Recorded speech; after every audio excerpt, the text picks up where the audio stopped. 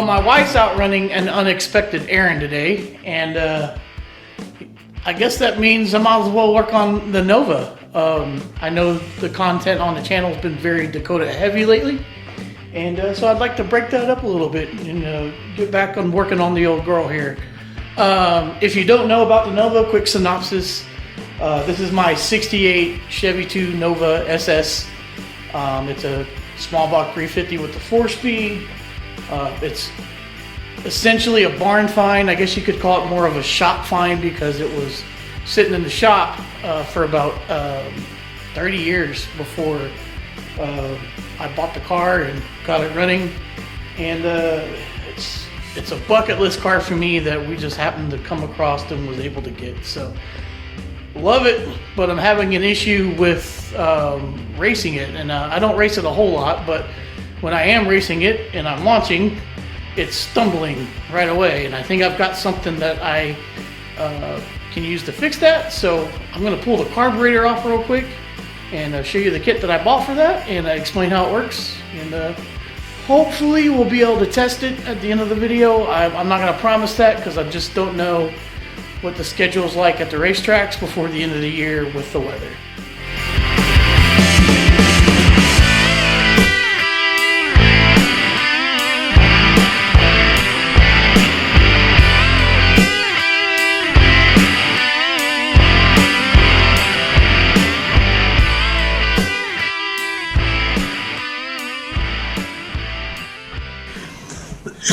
All right, so this is my Holley Street HP 750, and it's a really good carburetor.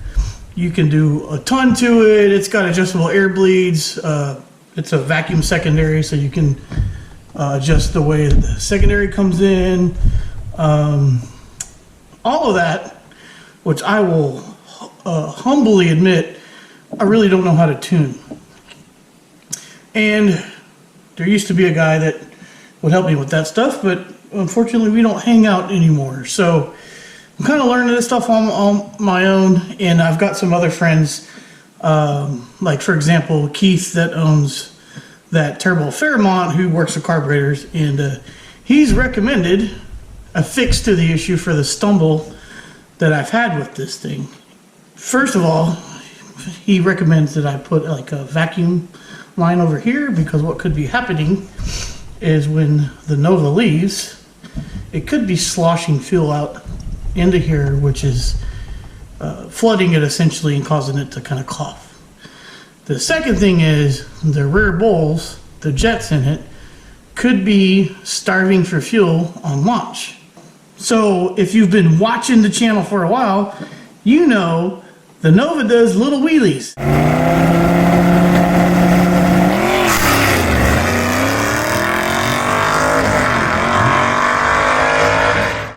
It leaves very hard. It's got a 456 rear end, 12 bolt, and it'll pick both front tires up. But after that, it's kind of coughing on its face. And we're thinking it's doing that because of the jets back here. And I'm gonna have a little art time with you in a minute and explain that. But I'm gonna get the fuel out of these bowls, and then I'll explain what our theory is behind the jets.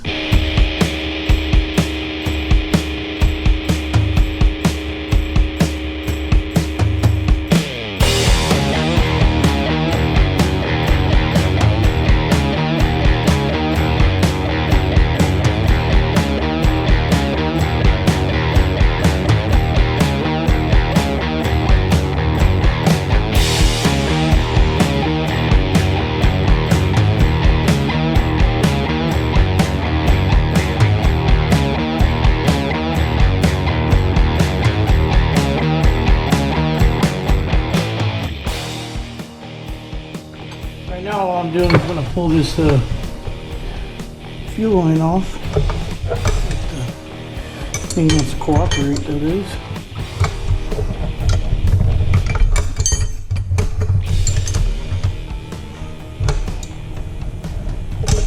Oh boy.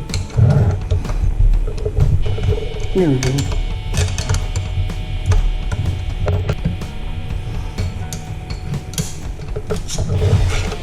Pull the front off too, just to be safe.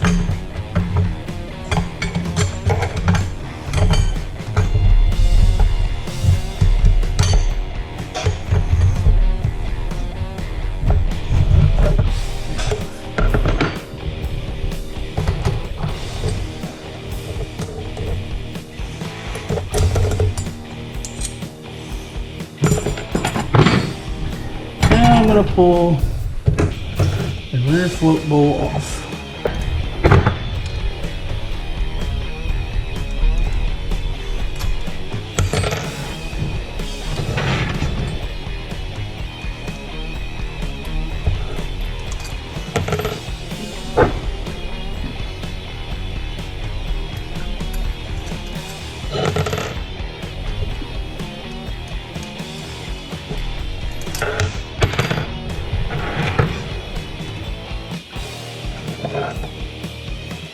Don't do this at home.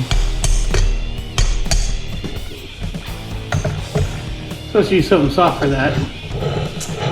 Anyways, here's our float. If you don't know how a float works, gas fills in here, causes this float to do exactly that, float with the fuel line until it gets to a desired level, and then it stops, and it stops the flow of gas coming into the bowl.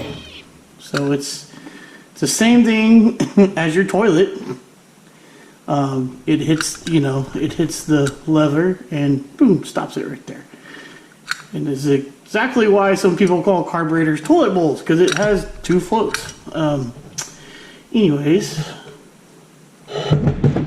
here is the mid plate, I believe they call this. I might be wrong with that. But I do know that these are the jets down here. And let me draw you a little diagram of what we got going on, and it might make more sense. Okay, I have no idea how well this is going to work, but let me try to see if I can draw you guys a picture. So if you're looking at the carburetor sideways, just like this is the diagram that I'm going to draw, okay? So, remember in here, right here and right here, you can't see them, are two jets. Those jets are what pull fuel in from the bowl into the main body through these venturis here. Air goes through, creates a siphon, pulls fuel from here through those jets through here. Their jets are what control how much fuel goes into here. Not really important for what we're doing as far as how much fuel. That's another story. But if you're looking at the carburetor like this, you have the main body, your mid plate, and then your bolts. Alright, so you got your little air cleaner stud there. The jet for the secondaries is here. So this is your primary, this is your secondary. Your secondary on this specific carburetor only works when you're at full throttle. So when the car is leaving, I'll draw another one. Actually, I can use this one. So right now, let's say the car is just idling flat at the drag strip. This level is the fuel. Because the car leaves so hard, so this is level. I'll draw another one.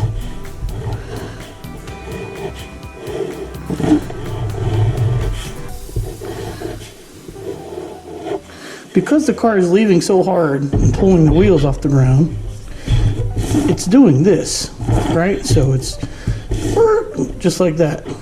So you have your jets here. The front jet doesn't really matter because the fuel level, let's say this is the level surface.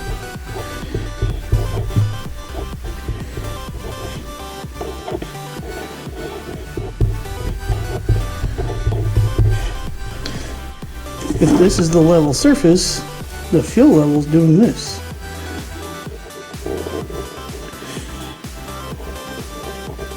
So this jet Remember, these are jets.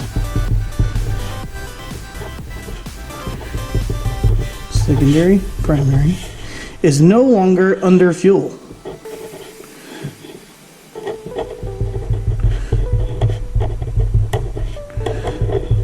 What that means is if this is air here, you're sucking in air to here, to the main jet of the carburetor. That's a problem, because now when you're supposed to be mixing enough fuel with the air, it's not happening. So what's going on is you're depriving the engine of the fuel that it needs to mix with the air that it needs, so you have more air than fuel.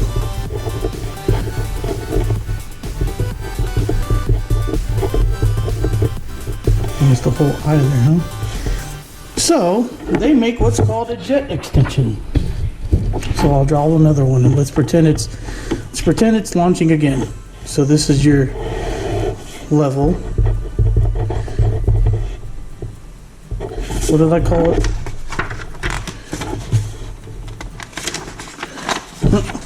Surface, yeah, so this is your level surface. And so the car is doing this, right? So you have the car, maybe that, I wish it did that kind of a wheelie, and your carburetor's here, right? So you can see the carburetor's not level. So draw this again. This is an extreme example. My car does not pull the wheels that much, but give you an idea. Remember, this is our jet. Now we put an extension on it that pulls it off of there, and now our jet is actually here. What this does is, since the fuel level is like this, the jet's now back here,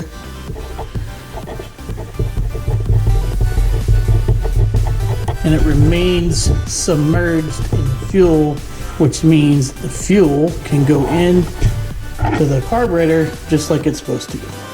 So hopefully that made some kind of sense. It makes sense in my head. Does not mean I'm going to be able to correlate that to anybody else, but that's exactly what we're doing. Is we're going to put this Holley wedge float and jet extension on this carburetor. So I don't know if anybody needs a part number, but you can have it right there. It's 116-15. And you can see this is already a, wow, this is a plastic float, which is kind of funny. The front float on this carburetor is brass. So that doesn't make a whole lot of sense, but whatever. We'll go with it. Alright, so I'm not sure how well y'all can see this, but right here, this piece right here is what's called your needle and seat. And we've already adjusted that. And when you adjust that, it limits the amount that the float can go up and down. So if you pull it in tighter, it restricts it. If you pull it out looser, it lets it go a whole lot more. And you want to get that float level right so that you always have fuel at your jets and you don't overflow the bowl. Luckily, that's been set. Keith helped me set that at the racetrack recently. And what I'm going to have to do is I'm going to have to replace this. And I'll show you why once I get it out. So I'm just going to pull these two screws out right here and pull the bowl out. Alright, I think they're both out. There's one screw. There's the other. Can I get this out of here? Maybe not. I was hoping to just pull it out. Oh no, the seat back there, needle and seat is in the way of the bar. I think I could just roll that out with a wrench and not lose the placement. Okay.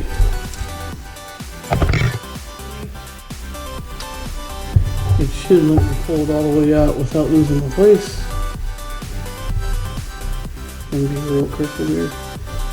And these gaskets here are very, like, they're problematic sometimes. So I do my best to try to leave them in place and not damage them. Yeah, so here's your needle and seat. Float goes up, touches this piece, makes it stop. so it stops flow from there. Anyway, so now that that's out, we're going to pull our float out. I'll show you the difference here. I'm probably making this way too complicated, but here's the two differences in the floats. So, is that right? No, it's going to be like that. You can see that this one has two little notches in it. And the reason it has notches is for when we put these jet extensions on the carburetor, they're gonna ride right here so that the jet can be, you know, working. Without this, these jet extensions wouldn't work. So, replace this first. Let me see how I get this sucker off. Oh, well, it's pretty easy actually. Just pull it out and figure out how that spring works. Which it comes, the small part comes through this little hole right here, and then this long part is right there in that like corner. So let me pull that out very carefully. Alright. This goes right here. Oh, it's a tiny hole there.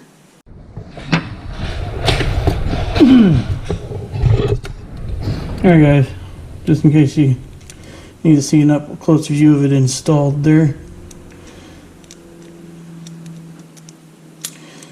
Spring, small hole, crease, and then like if you look at it this way, you kind of rotate it, you can see that these are like pointing down and back. Alright, now let's see if I can get it back in here.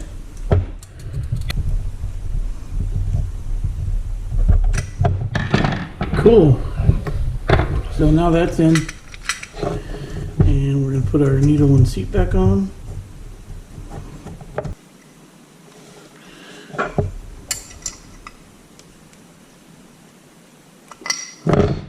So it should stop. It does.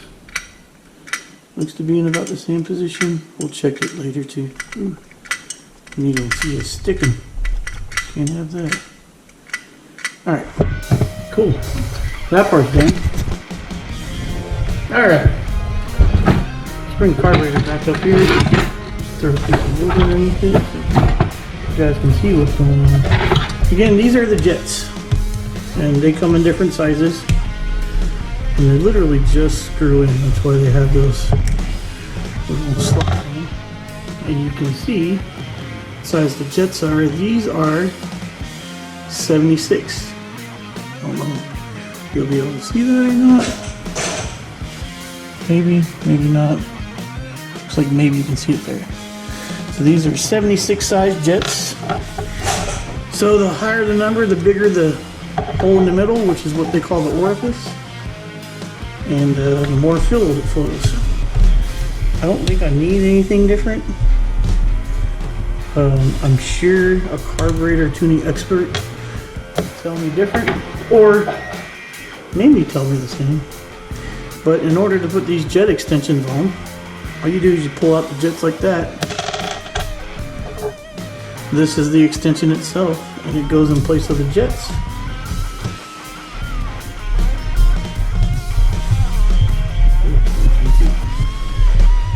And this is all aluminum, so you don't go too crazy with tightening all this stuff down. Brass fittings in an aluminum carburetor. It's not the right size. I don't want to mess it up. There we go. So I'm just going to give them a little quarter turn when they're tight. A little bit more. Cool. Now those same jets that I pulled out just go in here. It's that simple.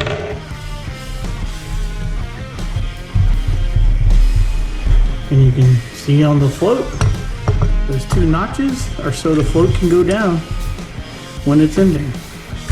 Now it'll be this way, but it works the same way. Tighten them up. There.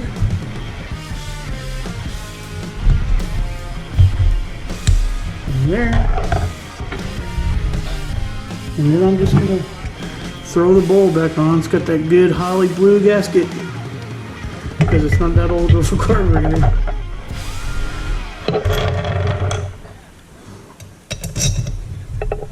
I'm missing some things. You see this black ring on here? Need to make sure it's there. Like this one's on the bolt and that one's on the carburetor. This one's on the carburetor. Don't mix those up because it'll leak like a sieve if you do. Again, this one's on the bolt.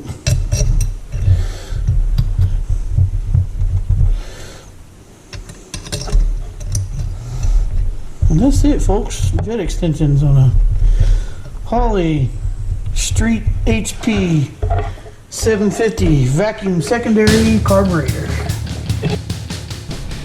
I wanted to show you guys this real quick.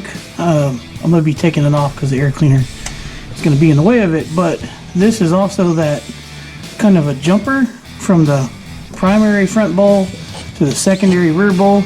So when the car again launches real hard, there's no possibility of fuel in this bowl coming out of this vent tube and going straight into the carburetor and flooding it. So this is something I'll be running at the track only, but it's the only other solution that we have to this maybe stumble problem before we dive deeper. And it turned out pretty good. I got a little hole in the top so that, you know, fuel in, air out, you know, it's like a physics thing there. So it'll allow some of that to vent and hopefully just go into the back bowl if it's a whole bunch of fuel. And yeah, so there's still some more to do on the Nova. I'm gonna clean all that nasty wiring up. I can't stand it. I hate looking at it. So that's definitely on the list. I got something coming in the mail for that. But I'm gonna get this thing started, make sure there's no fuel leaks.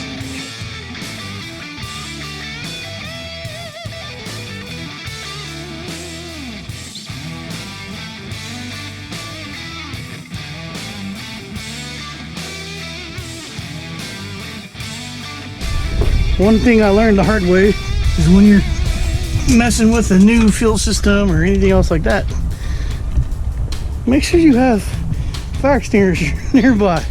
Didn't happen on this car, happened on my Bel Air. But ever since then I've been a little gun shy. So I'll push the car out of the garage. That's why I'm short of breath. And make sure I have the fire extinguisher nearby, and I'm 100% sure everything's gonna be fine, but never hurts just to make sure you have it, because when you need it and you don't have it, that's a problem. So I'm gonna get this thing primed up, try to fire it up, see if we see any fuel leaks, and we'll be good to go.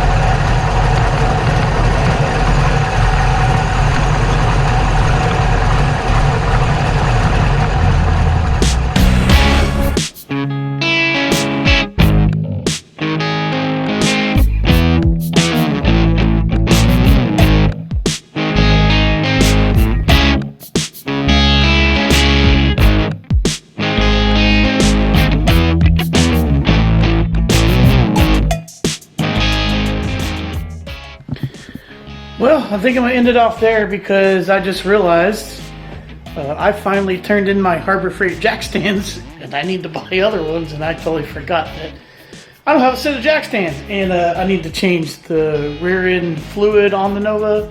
I need to change the oil before we take it back to the track. So I have to wait on those anyway, so it's probably gonna be a little bit before we get the Nova to the track. So yeah, we're gonna cross our fingers, hope those jet extensions helped out.